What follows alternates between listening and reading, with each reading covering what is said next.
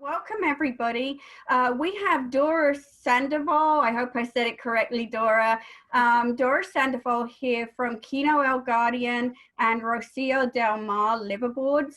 I'm very excited about this presentation today. We've spoken a lot since we started gathering together about We Can Still Dream, about citizen science programs, things like that. I think most of us as divers tend to want to wish we'd gone on another occupation and become a marine biologist or something like that. And this is a way to really scratch that itch and do a lot of good as well. So I am going to hand you over to Dora Sandoval. Thank you, Dora. Thank you.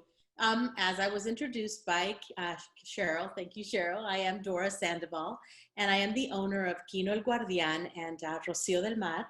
I would first and foremost like to thank Deep Blue Adventures for inviting me to be the speaker tonight. I'm really excited after being locked up for all these months. It's amazing to sit down and be able to talk with people that we have like minds, and so that's really exciting. Today I'm going to specifically talk to you about citizen science and our trips on Quino El Guardian regarding science. But before I do that, let me give you a general idea on what it is that we do and where it is that we go. I'm going to introduce the brothership of Quino El Guardian. This is Rocio del Mar. Rocio del Mar is larger than Quino. These are pictures of the dining room, of the outside areas. Lots of space to have distance and just relax between dives. This is a couple of pictures of the bedrooms. Some of them we've changed and made better. But on Rocio del Mar, there are 2 people to a bed, and each room has its own bathroom. This is the dive area on Rocio del Mar.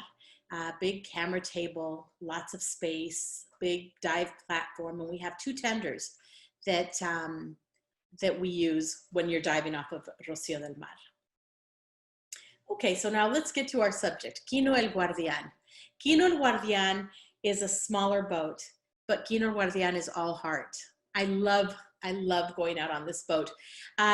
It's more of a casual boat. You've got 4 people to a cabin. I always give the opportunity. There are 5 cabins, and I always leave 2 free cabins. So if you have couples, or at least we can accommodate 2 people in 2 cabins.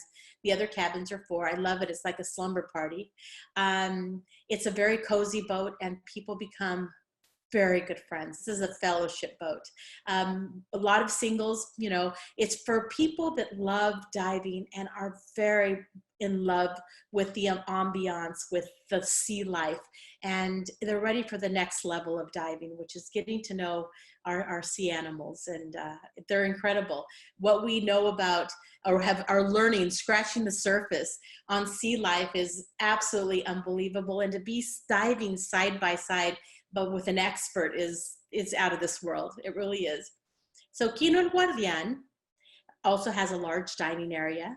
It has a large gathering area. In the dining area, we have a drop-down screen and a projector, and this is where the presentations are done. So at the end of the day, after diving, whoever the host scientist is gives presentations, and it's a very interactive type of boat. As I mentioned, there are 4 people to a cabin. The cabins are small and cozy. Everybody has their privacy curtain, and in theory, it sounds a little complicated. In practice, it's just a lot of fun. So you have down in the hull is where the rooms are, 5 rooms. We're very cautious about safety, and we've got a really good protocol on and fire drills and what to do in case of that. I know that we're all a little nervous about rooms in the hull because of what happened last year with one of our dive boats in California. I think it was Truth and Consequence, the company, and so we all have learned, and we're all very cautious about that. Our bathrooms are on the dive deck, and they're spacious, and we assign bathrooms. So you can leave your toiletries in the bathroom, so it's never complicated. And as you can see, the shower stalls are spacious. We have a large dive deck, a big camera table, 2 tenders as well, And we have the dive platform where the divers step into the tenders to go diving. Okay, so I'm going to let you know a little bit about our destinations and our schedules. So we start July 11th on Rocío del Mar and July 19th on Quino el Guardián. All our clients that are flying from the United States or going from the United States, the easiest way to get there is to fly to Phoenix. On Phoenix, we have our shuttles that pick up our clients and bring them to the boat. It's a 4-hour drive from the airport to the boat. Now, with the situation we're going through with our pandemic, international travel is almost impossible. So diving right now in the Sea of Cortez is very, very easy to get to, and it's very feasible. So we have 3 shuttles now. We used to have 2 that accommodated bringing the divers down to the boat, but because of social distancing, everyone wears a mask on the shuttle, and we have sanitizers. The shuttle company sanitizes the shuttles very, very well. So you get into Phoenix, get on the shuttle, and 3.5 hours to 4 hours later, you're on the boat. And of course, because of the pandemic, we have been extremely cautious. We have the hospital grade and I don't know, it's like a fogger that disinfects the boat. And we're very cautious about that. Also, we have a paramedic that meets our divers at the boat and is checking and making sure that everybody that gets aboard is healthy. Okay, so that's that. So our first destination starts July 19th. You go to Puerto Peñasco, and it's from Saturday to Saturday on Rocío del Mar and Sunday to Sunday on Quino el Guardián. The northern Sea of Cortez is where we go, is magical. You have mammals, you have macro, you have a day with the whale sharks. We see sperm whale and we jump in the water with them. It's incredible. Every day you wake up to a new destination, or a dive site. We travel the Hop Islands all week long. The sunsets are the most beautiful you've ever seen. And at nighttime, the sky is so full of stars, it feels like the sky is dripping. Very, very beautiful place. It's where the desert meets the sea, and there's so much to see.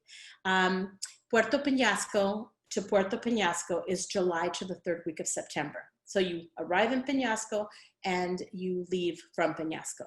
3rd week of September, we have our trips that we call Explore Baja. Explore Baja is when you come aboard at Puerto Peñasco and 14 days later you disembark in Cabo. So it's exploring the entire Baja. We hike. We have a couple of nights where we stop, like we'll stop once in Loreto. We try to stop in Mulegé and, get to see the little villages that are up and down the Baja. So that's our Explore Baja. We do one trip the 3rd week of September. 2 weeks later, we disembark in Cabo. And then our next group hops on in Cabo and then disembarks in Peñasco. And our last trip ends in in Cabo. And then we head out to the Socorro Islands. Socorro Islands is where the giant mantas are, and we have whale sharks at the beginning of the season. Humpback whales show up the mid-February. We have 7 different types of sharks. We have white tips, silver tips, black tips, Galapagos sharks, silky sharks, we have tiger sharks, and then of course the whale shark. Also giant mantas. The wingspan of the mantas are 20 feet. It's incredible. And the most amazing thing about Revillagigedo, or Socorro Islands, and what makes it so exciting is that the sea life is so interactive, which makes citizen science a breeze when it comes to the Socorro Islands. Also the Sea of Cortez. We have so many species. Reef, they do fish count, and they come almost every year to the Sea of Cortez, and they've counted over 650 fish in one trip. It's pretty incredible. Jacques Cousteau called the Sea of Cortez the aquarium of the world, and it just seems like that's where all the fish, start, and then they breed, and it's extraordinary. Okay, so citizen science. I would like to, if you write down questions you have for me, because there's so much to say. On the citizen science trips that we have, we find, well, you know what? Let me tell you a little bit about how we started. When we first started business was in 2008, and the economy was horrible. It was a hard time to start at a destination that nobody knew. And so we were so lucky that we were getting calls from universities and they wanted to do research trips. So we were able to stay afloat and economically because we had the researchers that wanted to come out to the Sea of Cortez and do investigations. There had never been a liveaboard in the northern Sea of Cortez, and so they'd have never had been the opportunity for them to do research on a liveaboard versus camping and packing and traveling from place to place and doing these investigations on pangas, which is very complicated. So we started working and we started meeting all these scientists, and it was hilarious because we'd have half a boat of scientists and they were very serious, and then we'd have half a boat of fishermen because there's a program that they have where they it's called science diving for the fishermen, where they go into the communities, they recruit the fishermen, they teach them how to dive off the tank, and these men learn every single scientific name of all the fish in the Sea of Cortez. And so they work side by side with the scientists, and we got to meet these people, and they were just excited that they had a liveaboard.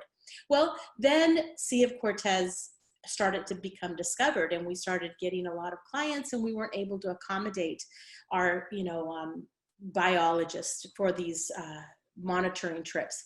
Then we had the opportunity to acquire Quino el Guardian. Now, Quino el Guardian had another name, and it was on the East Coast, and they were scallop. They were dragging the oceans for scallop. And so intention to make it a science boat, and we reached out immediately to the scientists and the groups, the biologists that had given us these incredible experiences in this business at the beginning, and we were wanting to have a boat where they could continue doing their monitoring. So they started booking, but it still wasn't enough to keep us busy every week, or at least as much as we can to keep our crews busy and keep them, able to maintain and support their families. So we got an idea that why don't we invite our guests, because we've been through the experience where we have these scientists on board and they were explaining everything, and this fish starts a male, then it turns into there's so much to know that just sounds like science fiction when it comes to sea life. So then I thought that maybe citizen science would be really neat. We hadn't really yet named it citizen science. It was just, let's bring scientists on board, and then whoever wants to, be on the boat, they're welcome to come and learn. So I got in touch with the science community in La Paz, in California. We had several scientists come. We had one scientist, her name is Denny, and she studies whale sharks. And she came aboard and they did the first ultrasound on an open ocean ultrasound on a manta. And she went and she did it and came back, and the group that was on that trip was able to see immediately, watch the ultrasound on the screen. And so when they came back to Cabo and were getting off the boat, they had tears in their eyes. It was just incredible. Also, we have Dr. Robert Rubin, who is an expert on mantas. He knows everything you need to know about mantas. And he's been diving out at the Socorro Islands for 30 years. And they have all the, transmitters and such. And so the guests are able to take pictures of the mantas, and on the boat, they have a big, thick book that they identify them in there. So you can see how many times that manta has appeared at that area in the Socorro Islands. And if we don't have a record of it, then we are able to name them ourselves, or the person that took the picture is able to name the manta. So that's really exciting. We have shark scientists. It's just an incredible adventure. There's nothing that I can say that explains what it's like to, I mean, it's like you develop an intimate relationship with the sea life, because you know more about them, you learn about them, you know how they live, and you know, so much. One of the most exciting things, and I'm just so proud of this, on Quino el Guardian, out in the Socorro Islands, we started taking scientists to do research, because prior, on the islands, it was 12 miles from where the island begins out, where the fishermen were not allowed to fish. It was only 12 miles on each island. So the scientists were learning that on San Benedicto, which is one of the islands, is where the sharks would get pregnant. And then they would go to Roca Partida, where they would give birth. So in the crossing is where the fishermen would come and they'd scoop them up. So with all the research they were able to do on Quino el Guardian, and they showed it to the policymakers, and they were able to bring it to light what was happening. And now 57,000 square miles are protected on the Socorro Islands. It is the largest park in Mexico. And so I just am very proud to have been able to be a part of that. So I'd love to invite you, to come and experience a citizen science trip. We have listed various trips and the dates and who the scientist is going to be, and just a preview of what they're going to talk about and teach us. It's very exciting. During the day, we get to dive with them. We get to help them set up their transects. We get to help them do the research that they need to do, tag mantas. The way they tag sharks is very exciting. And they've come a long way. When we first started these trips, it just seemed a little more aggressive, and now it seems like they've got new technology, and I'm telling you this because we're going to watch a video. But what they would do is they'd go out at night and they'd bring up the sharks and they'd bring them up to the boat. And I've been on these trips, and everybody's involved. Someone is making sure that the shark continues hydration. Someone is checking its weight. Someone is checking the measurements. If we've had doctors on board when we've done surgical implants for the tagging, and the doctors have been able to get involved with that. So it is truly a hands-on when it comes to citizen science. You can be as involved as you want, or you can sit on the sidelines with a beer in your hand watching all the action. But it is something that you just don't want to miss. Okay, so our mission is, of course, to protect the oceans. And as I had mentioned to you, we were able to expand the Revillagigedo, or the Socorro Islands. That archipelago is now 57,000 miles protected. So that's our mission. Our mission is just to make this, to be a part of saving the oceans. There's some pictures on the activities that are done on the citizen science trips. I mentioned to you that we had first done research trips with the biologists, and these are some pictures of different nonprofit organizations that have come. COBE, I work very closely with COBE, and COBE stands for Communities and Biodiversity, and they work with the communities, and that's where I've been able to meet a lot of the fishermen. If you see on the very far my right, the gentlemen that are taking the notes and transects, those are fishermen from various communities. And so it just makes the fishermen aware. It's an incredible program, because the fishermen are now aware of when they can fish, when they should not fish. They learn about the habits of the sea life, and they're able to protect it, and they really want to. They want to be the best that they can be. Now we just need to educate them. There's a program that we sponsor on Quino el Guardian. We started Quino el Guardian. Last year was our Héroes del Mar on Quino el Guardian. Last year was our very first trip. And so Héroes del Mar, when I had gone on these trips with the fishermen and the biologist, I was able to talk to the fishermen, and they were really excited about what they were doing, what they were learning. and enthusiastic about saving the ocean. And I asked them one time what the biggest influence has been on wanting to make the oceans a better place and protecting them and not just being predators. And they did agree that they'd learned a bunch on these science trips, but their biggest influence to them was their children. And so then we thought, well, we'll just go into the communities and work with these kids. And Héroes del Mar, we've recruited 1 to 2 kids from different communities, and we bring them on board, and we have a scientist on board so they can learn about the sea and love the sea, because we love what we protect. We have one of the biologists that comes aboard that brought field journals this year and taught them how to log the field, how to use the field journal. And we were able to snorkel in the mangroves and see all the tiny new species.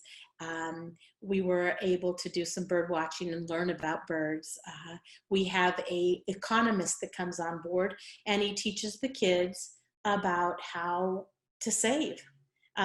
Our community, and I'm speaking for myself, the Mexican community, we live day to day, and we don't have the culture of saving. And so we're able to teach these kids on how, when they save, they have more opportunities, and we're able to explore these opportunities.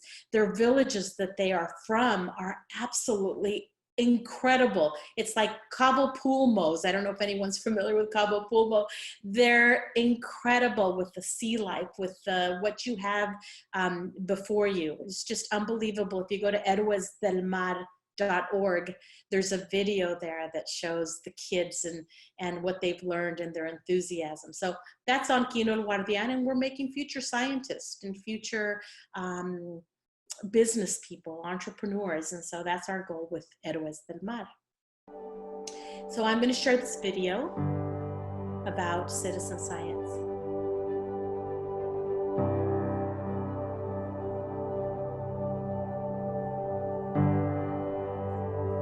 The Ribeiros Island group is one of the most spectacular natural systems left in the world.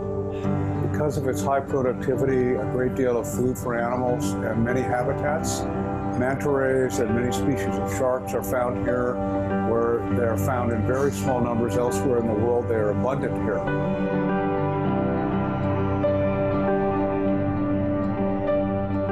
Citizen Science is a program where recreational divers like you and me come together with scientists working hand in hand. What you get out of participating in a program like Citizen Science is that not only do you get to dive the most amazing dive sites with less divers, but you also get to participate alongside with a scientist on conservation and preserving these incredible destinations.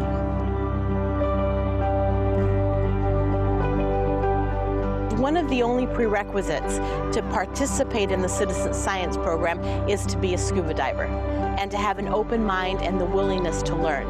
What we've done is we've brought on some very world-known scientists. We have James Ketchum, we have Robert Rubin. James is an expert on sharks. Dr. Robert Rubin is an expert on mantas. And so we bring them aboard, and we are able to not only see the way they work, it's a hands-on program, completely hands-on, and that's really exciting.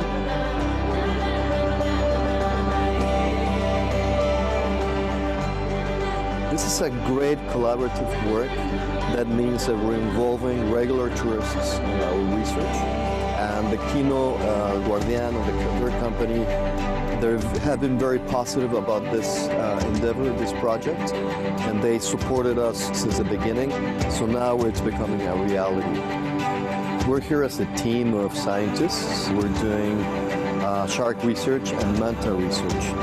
We're doing telemetry stuff. That means we're following sharks and mantas with electronic devices, transmitters that tell us where we're going and all that. So we're tagging both with satellite tags.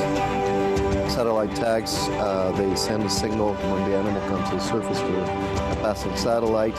So in that way, we get information how the animal is moving in different places and how it's moving between the islands and all that information. Acoustic tags, that's the other type of tag we're using. They're telling us how they're using specific spots on each island or at each site within each island. We're also placing baited cameras. That means cameras, video cameras with bait in front of that, and that's for one of our graduate students. I'm studying which areas are important for nursery or for reproduction. So I want to determine that with the cameras and some other things. And we're also doing censusing of sharks and mantas. We go down with a slate that's on our arm, and we're counting how many sharks, how many mantas, and what they're doing also a little bit on the behavior. So we're doing many, many things.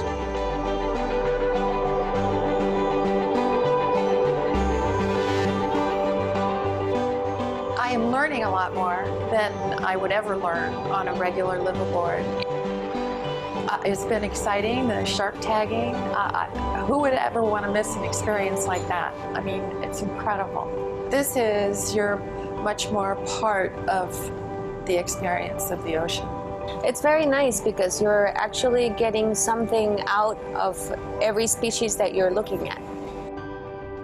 It helps people understand why we need to protect species. Absolutely, I would do this in a heartbeat. And I'll never forget it for the rest of my life.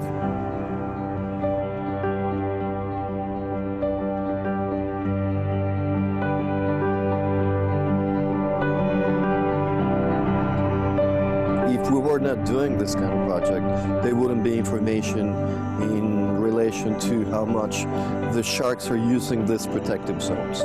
So with our research, we found that the sharks are moving beyond this protective zone, and we're actually proposing an extension of the marine reserve, because the marine reserve as it is right now is not enough. That's our work, and we're trying to determine how they move and when they move different places so we can explain it to policymakers so they understand what areas need to be protected.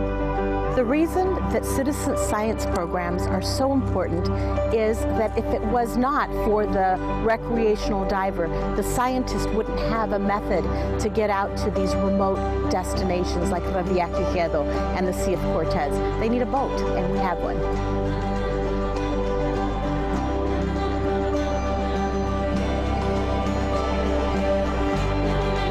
We've seen great participation from tourists. Most of them are involved. They want to do something. They want to help with the tagging. They want to help measure the sharks. They're intrigued about these animals. They love to see these animals underwater, but most of them, they've never seen them out of the water. So we bring the animals out of the water, and they're just amazed with all this work. And we're here to also to answer all the questions. When we refitted Quino Guardian, we had every intent on having its purpose be what it is: science, investigation, education, conservation. And most importantly, our name of fame has always been our crew on Rocío del Mar and Quino Guardian, and we have made sure that our crew is the best support system that a science team could possibly have. The areas that we have chosen to conduct our citizen science programs are, it's like the last frontier. They're the most pristine places on Earth. And so there's an urgency for us to protect these areas, an urgency to make a difference. And that's why citizen science programs are so important to these areas, so that we can take scientists out there and make sure that we are doing the best that we can.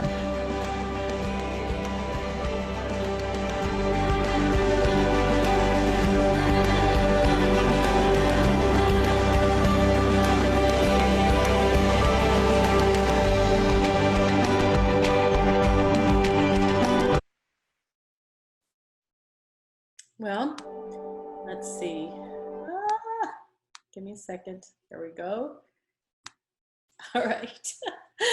So that is, in a nutshell, what citizen science is about, and I'd love to hear what y'all are thinking. One of the really neat things that happens on these trips that I see all the time is the relationship that is cultivated between the scientists and our guests.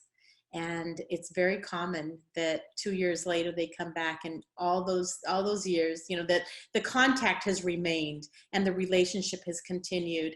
And sometimes a guest will go somewhere and see something and send it to the scientist, or the scientist will see something that he thinks of that particular guest and get it to them. So that's always really neat to see how these relationships grow. One thing that we always try to do on Quino el Guardian is, if we have an empty spot, is I like to find a student that's studying oceanography or biology, and get them on the boat and take them out to these amazing destinations, because I know that if we don't offer that opportunity at this time in their life, maybe they can never get out there.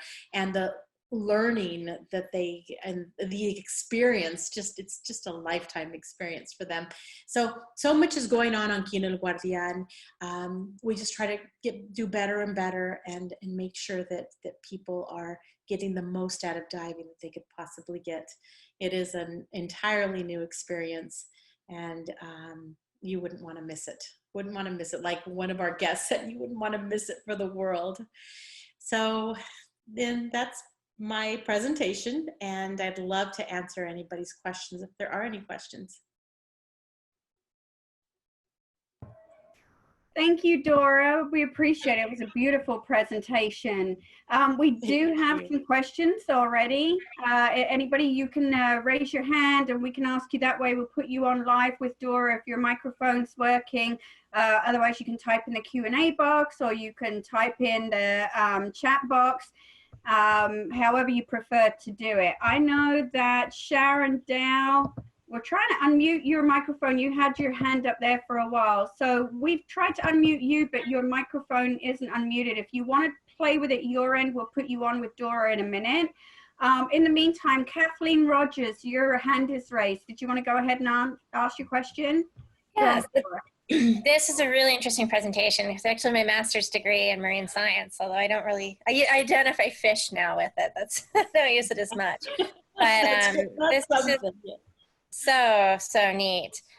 So my question is, you know, in general, how many dives do you get to do when you're doing the science trips? Okay, so at both our destinations, both Sea of Cortez and Socorro Islands, we do 6 days of diving, and our goal is 4 dives a day. Oh, okay. Now, at the Socorro Islands, there's one day we have to check in with the Marine, with the Navy, and they eat up one of our dives. So it's 3 dives on that day. And then when we go to Roca Partida, which is, I don't know if you're familiar, if you've heard of Roca Partida. Yeah, I have. Yes, Roca Partida can get deep.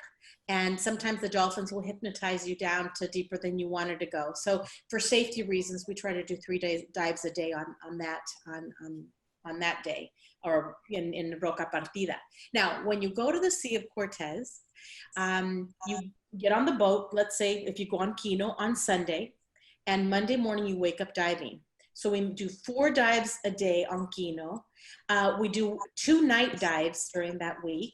And then we spend 1 morning with the whale sharks, and then we go look for sperm whales another afternoon. So we average 3 to 4 dives a day, plus the whale sharks, and then when we look for the sperm whales. And then of course the sea lions are nuts, and when we dive with the sea lions, and they're so entertaining. But the Sea of Cortez, keeps you busy, and sometimes you'll be eating lunch and dolphins start to swim by, and the crew, there's dolphins, and you hop on the panga and we chase dolphins. So it's just a super busy fun week on both destinations. But the Sea of Cortez is also 4 dives a day, unless we're doing some other crazy activity. Thank you, Dora. Kathleen, did that answer your question? It did. That's more diving than I usually got when I was doing my research, so that's pretty good. You never want to miss a dive, because it seems like the one you miss is when the action I never do. Yeah. Yeah, this is awesome. And what's the minimum age for these trips? Well, Revillagigedo, or the Socorro Islands, is blue and it's deeper, and I like to have at least someone that has 50 dives under their belt, unless, you know, some people are such naturals in the water. But you have to be advanced to go to Socorro Island. Right. And so I'm thinking the age is 16. Okay. On Quino el Guardian, I'm sorry, at the Sea of Cortez, when you go to the Sea of Cortez, we've had kids as young as 12. And just as long as they can have, because you can stay above 60, you know. I'm thinking the age is 12 or 13. Also, snorkeling in the Sea of Cortez is a blast. You don't really necessarily have to be a diver, because every dive site starts either at the edge of the island or you know, on even the seamounts that aren't too deep. You know, you snorkel over them and they're amazing. So whatever Patty requires the age to be, that's what we require. Okay, great. Thank you. Dave Wyatt, you have your hand up. If you want to ask a question, you're on, Dave. Yes, thank you, Cheryl. How are the currents compared in both locations as far as is it, because I've dove Cozumel and there's current there, but I don't know, is the currents pretty strong? Cozumel is crazy. I mean, Cozumel, you're going to be booking and going real fast all the time. That's just how it is. At the Socorro Islands, current is not an issue. Sometimes the surge, you know, where you can't be above 40, 50 feet, above 40, 50 feet, because the surge is a lot. And so you want to stay deeper. Sea of Cortez can have strong currents, but our crew is very familiar. It's a tide exchange. We have 2 tide exchanges a day. It depends a lot on the moon. And if the current is calmer, we do certain dive sites. If the current is ripping, we'll do other dive sites. So we've never not been able to dive because of the current. And if you like to dive in the current, but it's not necessarily an issue. Unless you want it to be. So. Okay. Yeah, no, that's not an issue. I was just curious. Yeah. I personally love the current. I think that diving in current is so much fun, and you know, you see different life when there's current. And so in the Sea of Cortez is the moon. If the moon is full or new, then you know it's going to be heavy current.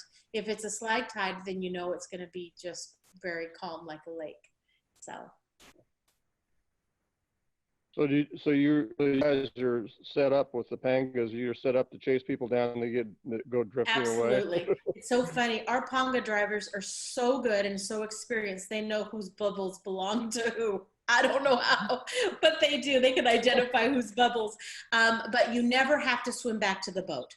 On all our diving, both with both boats and both destinations, you dive from, you know, you roll back from the panga, and then the panga will pick you up wherever you're at.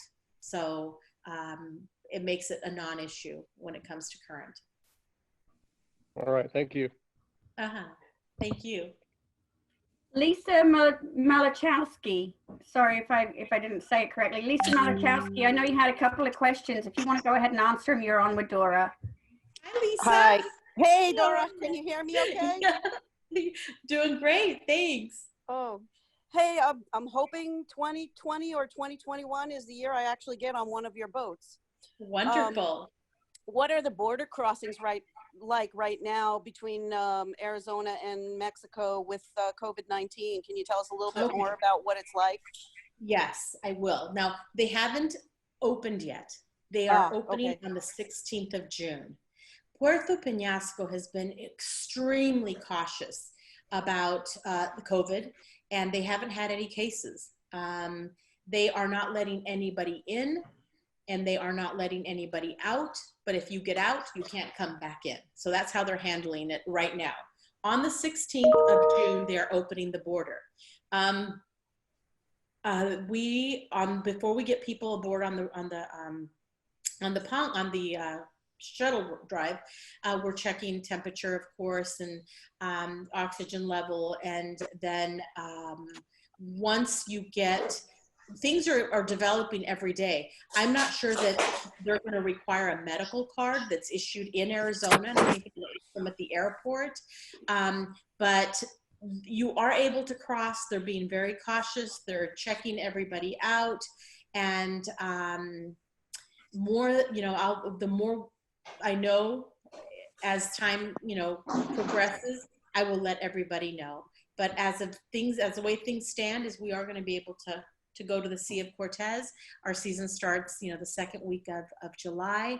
And I'm crossing my fingers that they will be able to have like a rapid test available to us so that we can, give our clients peace of mind. So, okay, great. So I'll watch now, your website for further information. Lisa, one thing, and let me just mention this because I thought of it. Sea of Cortez or Puerto Peñasco, where the boats leave out of for the Sea of Cortez trip, is a 45-minute drive once you cross the Arizona border. So it's a 3.5 to 4 hour drive, depending on how fast you drive, from Phoenix to Puerto Peñasco. And rental companies do let cars go across the border. Or if somebody drives from California or Arizona, there's very secure parking there. So that's something, if anybody's worried about, taking the shuttle, that's something that's feasible, that a lot of our clients are considering driving themselves to the boat. So that's just something I want, to have you consider. Okay. The other question I had was, what are the logistics about if you take the itinerary that goes from Puerto Peñasco down to Cabo? What are the logistics about getting back into the U.S., say, getting to Phoenix? Mexico is not, the only countries that are having issues are like Europe, China, are the ones I'm hearing of. But right now, as we stand, people are flying from Mexico to the United States. So at this moment, there is no problem with flying into Mexico or out of Mexico. Okay, so it's a single flight from Cabo back to Phoenix. Correct. It's anywhere you go, you don't have to go, you can go straight into the United States. Like I live in San Antonio and there's no direct flights from Cabo to San Antonio. So I have to go either to Houston, Phoenix, or to Dallas. But if you live in a major city, then there are direct flights all day long from Cabo to the United States. I love that trip. That trip, I have what is it? My logo is come aboard a diver and disembark and explore. And truly, you do get the sense of exploration. It's so much fun. So, yeah. One last question, hopefully really quickly. If you have the time, I'm assuming you could do back-to-back charters and go from Puerto Peñasco to Cabo and then Cabo back to Puerto Peñasco. That's possible, right? Yes, quite a few people do that. Okay. We disembark on a Thursday on Rocio and on a Friday on Quino, and then the boat goes out again on Saturday. So there's a couple of days in between. So if you want to hang out at Cabo and just, get your, sea legs again and then get back on the boat, you'd be surprised how many people do that journey. And it's always different. It is always different. That's the incredible thing about the Sea of Cortez. You never know what you're going to find. Things are always different. The South is so different than in the North. The North is more safari style. The South starts to become more tropical. You have the flying mobilas. You can see them in front of the bow of Rocio del Mar. It's just incredible. You've got Cabo Pulmo, which is the only live reef on this side of the hemisphere. I mean, unbelievable. I don't know if you've seen pictures of the, there's a picture there on my left, where you have the big-eyed jacks and they congregate by the thousands. It's just unbelievable. Sea of Cortez, I'm always just amazed on how incredible it is. I've got clients that say that they've been all over the world looking for whale sharks, and we do a day in Bahia de Los Angeles with the whale sharks, and they're just, sometimes we have 3, 4, 5, 9, 10, and so it's just, Sea of Cortez is incredible. Okay, thank you very much. Thank you, Lisa. David Kesterman, you're on. Yeah, hi. I was wondering if you could talk about the water temperatures in the Sea of Cortez. Oh, absolutely. The water temperatures at the Sea of Cortez, we start our trips in July, and the temperatures are probably in the high 70s. And every week it seems to warm up a degree or two. And by August, we're in the mid 80s. By the end of August, sometimes you have 88, and then they start to drop down gradually. One of the amazing things about the Sea of Cortez, and I think that's why we have so much sea life, is you have the thermoclines and upwells. And so there are times where you have half your body in 7 or 80 degree water and the other half of your body in 70 degree water. It just, and you can see it when it's coming. I mean, all of a sudden the water gets so clear, it looks like glass, and you say, ugh, here comes the cold water. So we do start July with a little colder, and then by midsummer it's very warm. So is that true north to south? When we do the Explore Baja, it's warmer on the, it takes longer for the water to get warm in the south, but it stays warmer longer. So when we start our Explore Baja trips that are from Puerto Peñasco to Cabo, the water's nice. You're in a 3 mil, once in a while in a 5 mil on the north, and on the south, even a 3 mil is too much.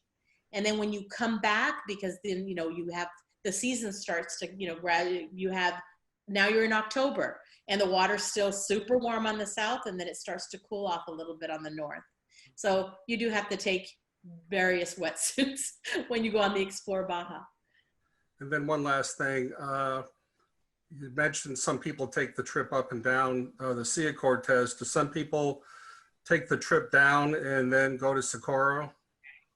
Yes, we had an entire charter that did that last year, where they hopped on the boat and went on the 14-day trip, and then went on the 10-day trip to Socorro. And so they were on our boat for almost a month. Well, that's a lot. That is the way, if you can do it, if you have the time and the money, oh my God, what a wonderful experience. The first trip of Socorro Island, the water's warmer. I mean, Socorro is not the coldest it gets in Socorro Island. I'm going to say in the mid to low 70s, and that's in March. But you're seeing so many sharks and incredible things that your adrenaline's so high that you never feel the cold. But in November, the water's in the 80s. And so just going down from warm water back to warm water. And then that's when, in the first couple of trips, is when we have the opportunity to see those gigantic pregnant whale sharks. It's like an 18-wheeler swimming by. So yes, that's the way to do it if you can. Well, thank you. Thank you. Okay, I don't see any more hands raised. This is your opportunity. If anybody else has any more questions, please put it in the Q&A box, or raise your hand, or type it in the chat box, and we will put you on with Dora. But so far, I think that's everybody's questions have been answered. So, Dora, I just love what you guys are doing. I have to say, I absolutely love it. Between the two boats, you've got the more sort of high-end luxury private cabin stuff. On the Quino El Guardian, it's more like you say, the fellowship, but then you're in there literally shoulder to shoulder with scientists, getting your hands on in there. It's just incredible. And then all the work you do with your local communities and education. I mean, you're seriously invested in this area in every way, shape, or form. So I think what you're doing out there is just wonderful. Oh, I appreciate your saying that. And please do visit Héroes del Mar, it's heroesdelmar.org, and get to know about our program and our kids, and our Quino El Guardian and the citizen science, and our destinations. Just, I consider myself extremely blessed to be able to share this with you and to call this my home. So thank you. Thank you very much for the opportunity. Well, thank you. And Lona has asked, if you do a connection with the Sea of Cortez with Socorro, is there any kind of discount on the price? Yeah, get in touch with us and we can absolutely talk about that. So yes, the answer is yes. Okay, there you go, Lona. And anybody that wants, we have the schedule. We have the schedule actually for Quino El Guardian on our website. So and we'll be glad to send anybody directly by email quotes and schedules and itineraries and all that good stuff too. Everything is up in the air right now with the coronavirus, and it changes day by day. Right now, driving across the border into Mexico, you cannot do until June 22nd. But if that doesn't get extended, then that's going to be lifted in time for the 2020 season to start on these trips.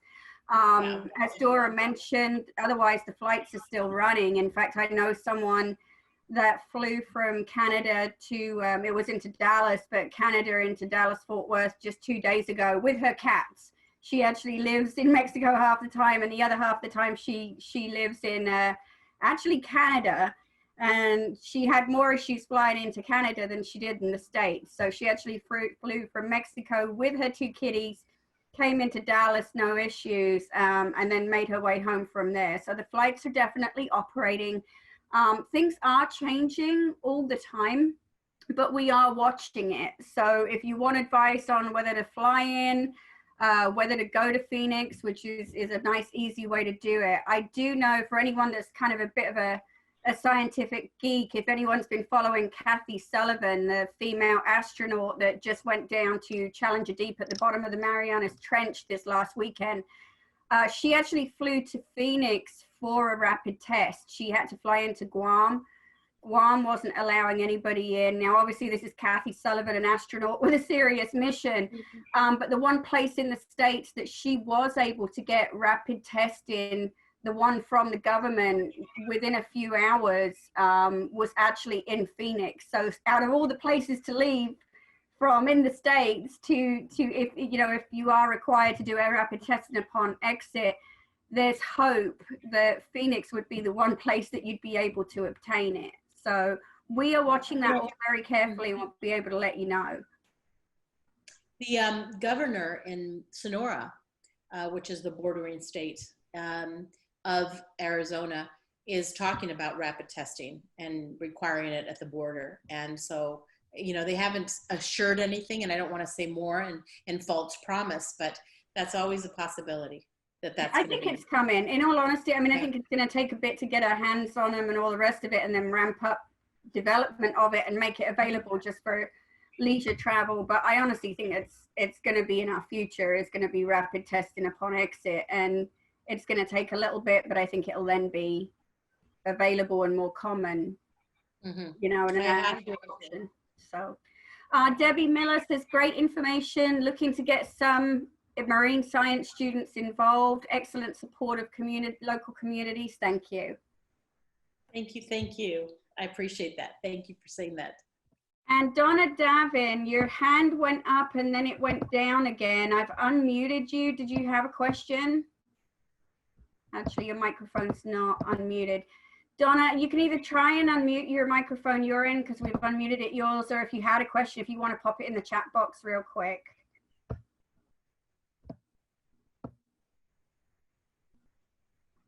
Okay, right now I don't have anything. So we'll chat here for just a second, and Donna will give you a second to type something if you wanted to, or you may have just pressed it by accident. I'm not sure.